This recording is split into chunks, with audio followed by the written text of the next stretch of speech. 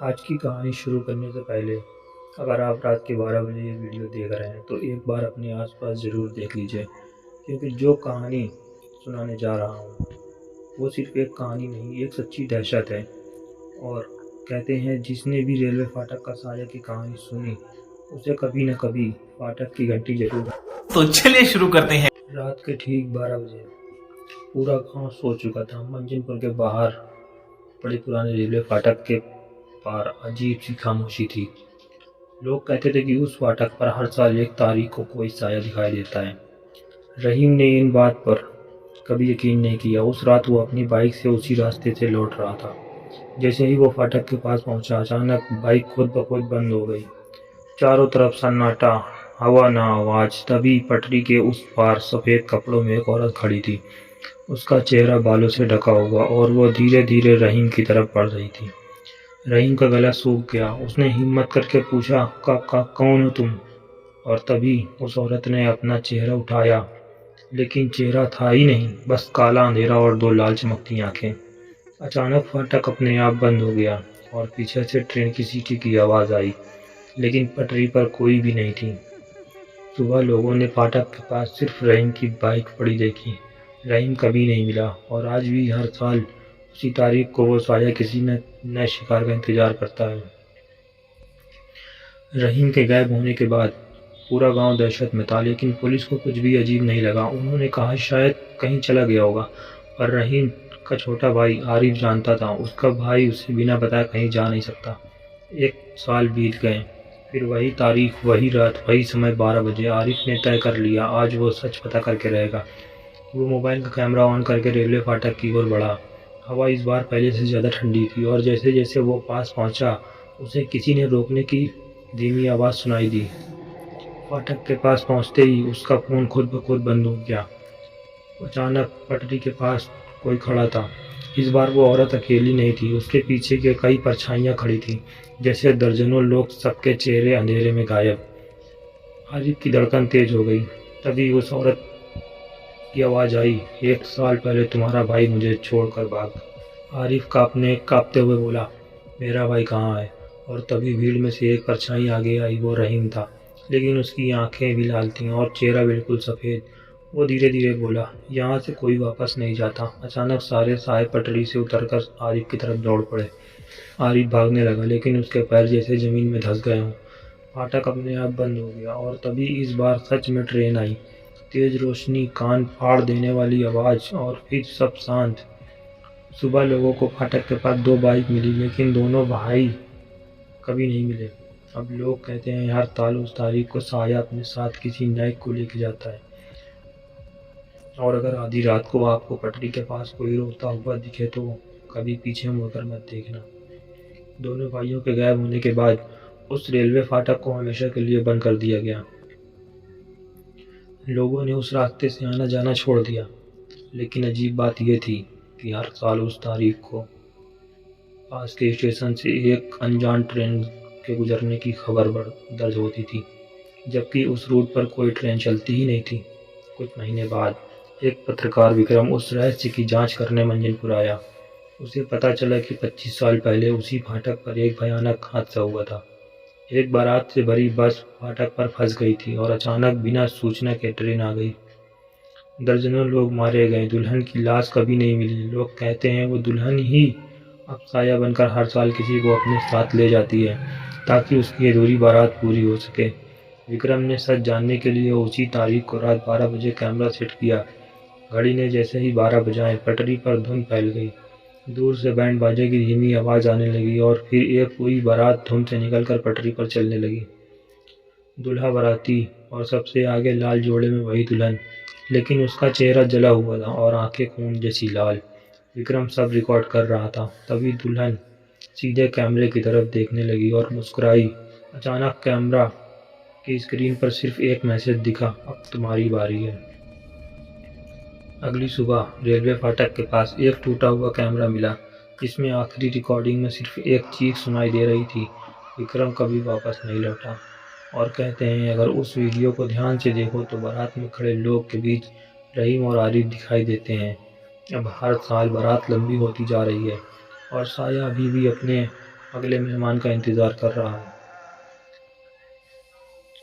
विक्रम के गायब होने के बाद उसका कैमरा पुलिस के पास था, लेकिन सबसे अजीब बात ये थी, कैमरे की मेमोरी कार्ड हर साल उसी तारीख को अपने आप एक नई फाइल बना देती थी, बिना कैमरा ऑन किए। पहले साल फाइल में सिर्फ धुन थी, दूसरे साल पटरी पर खून के निशान, तीसरे साल एक चेहरा साफ दिखा। वो चेहरा किसी और का नहीं बल्कि उसी गांव के सरपंच का था। सरपंच घबराया हुआ पुलिस के पास आ गया, लेकिन जैसे ही उसने वीडियो देखा, स्क्रीन पर वही जला हुआ चेहरा सामने आ गया।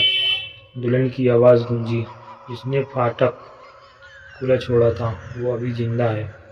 पूरा गांव सन्न रह गया। 25 साल पहले हादसे वाली रात फाटक की ड्यूटी पर सरपंच ही था। उसने रिश्वत लेकर फाटक समय से पहले खोल दिया था और उसी गलती की वजह से बस पटरी पर फंस गई। दुल्हन की मौत हादसा नहीं, वो लापरवाही थी। उस रात 12 बजे पूरा गांव फाटक के पास जमा था।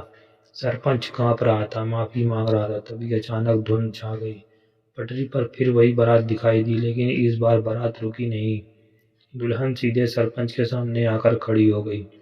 उसने अपना जला हुआ हाथ सरपंच की तरफ बढ़ाया और बोली, अब हिसाब पूरा होगा। अचानक जमीन कांपी, ट्रेन की आवाज आई, लेकिन पटरी खाली थी। धुंध छठी तो सरपंच गायब था और बारात में एक नया दूल्हा दिखाई दे रहा था, सफेद कपड़ों में सरपंच। लेकिन कहानी खत्म नहीं होती। अगले साल वीडियो में एक नया चेहरा दिखाई देता है। वो चेहरा कैमरा देखने वाले का था। अब वो भी वीडियो देखता है, अगले साल बारात में शामिल हो जाता है। और अब तुम ये कहानी रात 12 बजे पढ़ रहे हो तो एक बार अपने पीछे देख लेना, कहीं फाटक की घंटी तो नहीं बज रही। वीडियो देखने वालों के गायब होने की खबर पूरे इलाके में फैल गई। लोगों के मोबाइल तोड़ दिए, मेमोरी कार्ड जला दिए गए। लेकिन साया अब सिर्फ रेलवे फाटक तक सीमित नहीं था। ये मौलवी साहब ने कहा, ये बद्दुआ नहीं है, दूल्हा न्याय है। उन्होंने गांव वालों को उसी फाटक पर आखिरी बार इकट्ठा होने को कहा। तारीख वही, समय वही, रात 12 बजे। इस बार गांव भाग नहीं रहा था, सब खड़े थे। जैसे ही घड़ी ने 12 बजाए, धुंध पहले से ज्यादा घनी छा गई। पटरी पर फिर वही बारात दिखाई थी, लेकिन इस बार बारात रुकी। दुल्हन आगे बढ़ी। उसका जला हुआ चेहरा अब पहले जैसा नहीं था, बल्कि दर्द से भरा हुआ था। मौलवी साहब ने ऊंची आवाज में कहा, अगर तेरे साथ नाइंसाफी हुई तो आज तेरे इंसाफ होगा। गांव वालों ने कबूल किया, उनके बड़ों की गलती थी, लालच था, लापरवाही थी। फाटक के पास एक पत्थर लगाया गया, जिस पर हादसे में मरे लोगों के नाम लिखे गए। पहली बार दुल्हन का नाम भी। जैसे ही उसका नाम जोर से पढ़ा गया, अचानक ट्रेन की तेज आवाज गूंजी। इस बार सच में एक रोशनी पटरी पर दौड़ी और फिर सब शांत। धुंध छा गई, बारात गायब थी, दुल्हन थी। पटरी सिर्फ एक लाल चुनरी पर पड़ी थी, जो धीरे धीरे हवा में उड़कर राख बन गई। उस रात के बाद न कोई वीडियो बना, न कोई गायब हुआ, न बारात दिखाई दी। रेलवे फाटक आज भी वही है, लेकिन अब वहाँ खामोशी में डर नहीं, सुकून है। कहते हैं, जब न्याय मिल जाता है तो साया भी चैन से सो जाता है। सरपंच के गायब होने के बाद, दुल्हन को न्याय मिलने के बाद गांव ने सोचा सब खत्म हो गया। रेलवे फाटक पर अब शांति थी। लोग फिर से उस रास्ते से आने जाने लगे। लेकिन असली डर अब शुरू हुआ था। पहली अजीब घटना। एक हफ्ते बाद गांव के स्कूल का चौकीदार बुजुर्ग रामलाल रात में ड्यूटी कर रहा था। उसने कसम खाकर कहा, उसे आधी रात को दूर से फाटक की घंटी सुनाई दी, जबकि स्कूल फाटक से 5 किलोमीटर दूर था। उसने सोचा वह मैं, लेकिन अगले दिन उसकी आंखें लाल थीं। वो चुप था और बस एक ही बात दोहरा रहा था, बारात पूरी नहीं हुई। संक्रमण। धीरे धीरे गांव में 4 लोग ऐसे मिले जो रात में उड़कर पटरी की दिशा में चले गए, जैसे कोई उन्हें बुला रहा हो। उनकी आंखों में हल्की लाल चमक थी। मौलवी साहब ने कहा, साया गया नहीं है, उसने अपना घर बदल लिया है। आरिफ की वापसी। सबको लगा था आरिफ भी मर गया, लेकिन एक रात वो अचानक गांव लौटा। दुबला, पीला, आंखों के नीचे काले घेरे। उसने कहा, साया खत्म नहीं हुआ, वो बांटा गया है। सब लोग हैरान। आरिफ बोला, जब दुल्हन को न्याय मिला तो उसकी आत्मा चली गई, लेकिन जो बाकी बाराती थे उनकी आत्माएं अभी भी भटक रही हैं। अब वो किसी एक शरीर में नहीं, कई लोगों में बांट चुके हैं। उस रात पंचायत बुलाई गई। जैसे ही घड़ी ने 12 बजाए, गांव के 7 लोग एक साथ खड़े हो गए। उनकी आंखें लाल हो गईं और एक ही आवाज़ में बोले, बारात अभी बाकी है। आवाज़ एक नहीं थी, सातों के मुंह से एक साथ निकल रही थी, जैसे कोई आत्मा 7 शरीरों में बोल रही हो। उसी समय पुराना बंद रेलवे फाटक अपने आप खुल गया। जंग लगा गेट बिना आवाज़ के उठा। पटरी पर फिर धुंध छाने लगी, लेकिन इस बार कोई दुल्हन नहीं थी, सिर्फ और उन सायों के बीच रहीम, समीर और सरपंच खड़े थे। अब ये शिकार नहीं थे, वे बाराती का हिस्सा थे। आरिफ ने कांपते हुए कहा, इन्हें शांति चाहिए, लेकिन न्याय सिर्फ एक को मिला था। बाकी लोग अपनी मौत के गुनहगार ढूंढ रहे हैं। अचानक गांव के 7 लोगों ने पटरी की ओर चलना शुरू कर दिया। धीरे धीरे धुंध ने उन्हें निगल लिया। सुबह गांव में 7 जोड़ी चप्पलें मिली। फिर फाटक पर नई पटरियां लगी थीं, जिस पर लिखा था, बारात जारी है। गांव अब आधा खाली हो चुका था। जो लोग बचे थे उनकी आंखों में डर नहीं, थकान थी। हर साल कुछ लोग गायब हो जाते और हर साल बारात लंबी हो जाती, लेकिन इस बार आरिफ ने भागने से मना कर दिया। उसने कहा, अगर आज इसे नहीं रोका तो ये साया सिर्फ हमारे गांव तक नहीं रहेगा। आरिफ ने पुराने रेलवे रिकॉर्ड निकलवाए। उसे पता चला हादसे वाली ट्रेन का ड्राइवर भी उसी रात मरा था, लेकिन उसका नाम कभी पट्टिया पर नहीं लिखा था। क्योंकि रिपोर्ट में झूठ लिखा था। ट्रेन को गलत सिग्नल दिया गया था और ड्राइवर ने आखिरी पल में ब्रेक लगाने की कोशिश की थी। असल में वो भी पीड़ित था, लेकिन गांव ने सारा दोष उसी पर डाल दिया।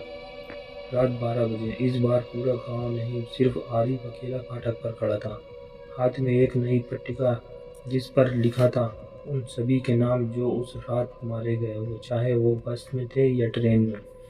घड़ी ने 12 बजाए। धुंध पहले से ज़्यादा गहरी थी। ढोल, शहनाई और इस बार ट्रेन की असली हेडलाइन, बारात का रुकना। फिर बारात प्रकट हुई। रहीम, समीर, सरपंच और बाकी साए सब आरिफ को देख रहे थे। दुल्हन नहीं थी। इस बार सबसे आगे ट्रेन ड्राइवर की जली हुई आकृति खड़ी थी। उसकी आंखें गुस्सा दिख रहा था। आरिफ ने पट्टियां पटरी के पास रख दी और ऊंची आवाज में कहा, गलती इंसानों की थी, सजा बेगुनाहों को मिली। आज से कोई अधूरा नहीं रहेगा। अचानक सब साए रुक गए। धुंध कांपने लगी। ट्रेन की आवाज़ तेज हुई, लेकिन इस बार टक्कर नहीं हुई। हेडलाइन सीधी आसमान की ओर उठी, जैसे रोशनी ऊपर जा रही हो। एक बार करके सारे साए धुंध में घुलने लगे। रहीम ने आखिरी बार आरिफ को देखा और हल्की सी मुस्कुराहट दी। फिर गायब। ढोल बंद, शहनाई बंद, घंटी बंद। सुबह, सूरज उगा। फाटक पहली बार पूरी तरह शांत था। न धुंध, न लाल आंखें, न लाल साया। पटरी के पास सिर्फ 2 चीजें थीं, नई पट्टियां और एक लाल चुनरी जो अब जली हुई थी, साफ हल्की हवा में लहराती हुई और फिर धीरे धीरे राख बनकर उड़ गई। कहते हैं जब सब कुछ छुपाया जा सकता है, जब सच छुपाया जा सकता है तो वो साया बन जाता है, लेकिन जब सच स्वीकार कर लिया जाए तो साया भी रास्ता छोड़ देता है। रेलवे फाटक अब खुला है, लेकिन लोग आज भी 12 बजे वहाँ से गुजरने से वक्त डरते हैं, एहतियात बरतते हैं। कहानी खत्म हो चुकी थी, पट्टिका लग चुकी थी, सच सामने आ चुका था। सारे साए गायब हो चुके थे। रेलवे फाटक अब बिल्कुल सामान्य था, लेकिन सभी शांति कभी कभी तूफान से पहले आती है। 3 महीने बाद एक रात ठीक 12 बजे आरिफ के फ़ोन पर एक वीडियो नोटिफिकेशन आया। अनजान नंबर। वीडियो का नाम था, बारात फिर शुरू। आरिफ के हाथ कांप गए। उसने वीडियो खोला। स्क्रीन पर धुंध थी। फिर धीरे धीरे रेलवे फाटक दिखाई दिया, लेकिन वो उनका गांव नहीं था। फाटक पर लिखा था फाटक नंबर 103 और नीचे शहर का नाम।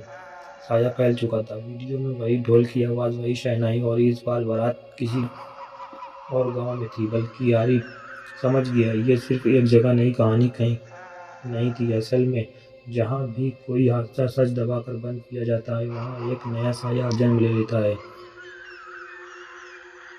सबसे डरावना पल, वीडियो के आखिरी में कैमरा धीरे धीरे घूमता है और स्क्रीन पर दिखता है वीडियो रिकॉर्ड करने वाला कोई और नहीं बल्कि आरिफ खुद है, लेकिन वो तो अपने घर में बैठा था। वीडियो में उसका चेहरा फीका था, लाल था, और वो कैमरे में देखकर कहता है, न्याय अभी खत्म नहीं किया, बस जगह बदली गई है। आखिरी झटका, अगली सुबह आरिफ गायब था। उसका फ़ोन बिस्तर पर पड़ा था और स्क्रीन पर नया मैसेज, अगला फाटक तैयार है। सच्चाई। कहते हैं रेलवे फाटक का साया कोई एक दुल्हन नहीं थी, कोई एक हादसा नहीं था। वो हर उस जगह पैदा होता है जहाँ लालच, झूठ और बेगुनाह का खून दबा दिया जाता है। अगर आपने कभी कोई सच छुपाया है तो अगली बार जब आप रेलवे क्रॉसिंग पर पार करें तो अचानक घंटी बजने लगे तो पीछे मुड़कर मत देखना, क्योंकि बारात शायद आपके लिए रुकी हो। आरिफ के गायब होने के बाद गांव वालों ने मान लिया था साया कभी खत्म नहीं होगा, लेकिन इस बार कुछ अलग हुआ। आरिफ ने फ़ोन से आखिरी लोकेशन मिली, कोई रेलवे फाटक नहीं, कोई गांव नहीं, बल्कि पुराना बंद पड़ा रेलवे कंट्रोल रूम, जहां से सालों पहले सिग्नल सिस्टम चलाया जाता था। कंट्रोल रूम का राज। जब पुलिस और कुछ लोग अंदर गए तो उन्होंने देखा सारे पुराने मॉनिटर अपने आप चालू थे। हर स्क्रीन पर अलग अलग रेलवे फाटक दिखाई दे रहे थे, देश के अलग अलग हिस्सों के। हल्की धुन और एक एक करके सभी स्क्रीन पर वही बारात उभरने लगी, लेकिन इस बार दुल्हन नहीं थी। न ड्राइवर, न रहीम, न कोई पुराना चेहरा, सिर्फ साए, और उन सायों के बीच आरिफ खड़ा था। उसकी आंखें लाल थीं, वो सामान्य दिख रहा था। आरिफ का फैसला। आरिफ ने कैमरे में देखकर कहा, साया किसी एक आत्मा का नहीं है, ये बना था झूठ से, लालच से, डर से। जब तक लोग सच छुपाते रहेंगे ये जिंदा रहेगा। फिर उसने कंट्रोल रूम में मेन सिग्नल सिस्टम की तरफ देखा तो सिस्टम आज भी पूरे इलाके के बैकअप सिग्नल से जुड़ा हुआ है। अगर वो सिस्टम नष्ट हो जाए तो साया का नेटवर्क भी खत्म हो जाएगा, लेकिन उसके साथ अंदर मौजूद हर चीज़ खत्म हो जाएगी, जिसमें आरिफ भी। रात 12 बजे कंट्रोल रूम में वही घंटी बजी, टिंग टिंग टिंग। सारे मॉनिटर पर बारात आ गई, सारे दरवाजे की तरफ आने लगे। आरिफ ने आखिरी बार कैमरे की तरफ देखा, हल्की मुस्कान दी और मेन पावर लीवर खींच दिया। धमाका। एक तेज रोशनी, सारे मॉनिटर फट गए, धुन चीख जैसी आवाज़ के साथ गायब हुई है। घंटी अचानक बंद, फिर पूरी खामोशी। अगली सुबह कंट्रोल रूम जल चुका था, अंदर कोई नहीं मिला, ना आरिफ न साया। रेलवे फाटक शांत थे, देश के हर उस फाटक का जहाँ धुन दिखती थी अब कुछ नहीं था। अंतिम सच्चाई। कहते हैं साया कभी भूत नहीं था, एक चेतावनी थी। जो इंसान गलती मान लेता है और सच स्वीकार कर लेता है तो अंधेरा टिक नहीं पाता। रेलवे फाटक अब भी है, ट्रेन अब भी गुजरती है, लेकिन आधी रात की घंटी कभी दोबारा नहीं बजती। अंतिम लाइन। अगर कभी आपको रेलवे क्रॉसिंग पर अचानक सन्नाटा महसूस हो तो डरना मत। शायद वो साया नहीं बल्कि किसी की कुर्बानी की गूंज हो, जिसने अंधेरे को हमेशा के लिए उत्पन्न कर दिया। तो दोस्तों, ये थी रेलवे फाटक का साया की कहानी। एक ऐसी कहानी जो हमें याद दिलाती है कि झूठ और लालच से पैदा हुआ अंधेरा कभी न कभी साया बनकर लौटता जरूर है। लेकिन अगर सच का सामना करने की हिम्मत हो तो सबसे खतरनाक साया भी हमेशा के लिए खत्म हो जाता है। अगर आपको ये कहानी पसंद आई हो तो वीडियो को लाइक करें और अपने दोस्तों के साथ शेयर करें। और ऐसे ही खौफनाक किस्से सुनने के लिए सब्सक्राइब करना मत भूलिए, क्योंकि यहाँ कहानियाँ सिर्फ सुनाई नहीं जाती, महसूस कराई जाती हैं। ये है टाइम गेट स्टोरी, जहाँ हर रात एक नया दरवाज़ा खुलता है।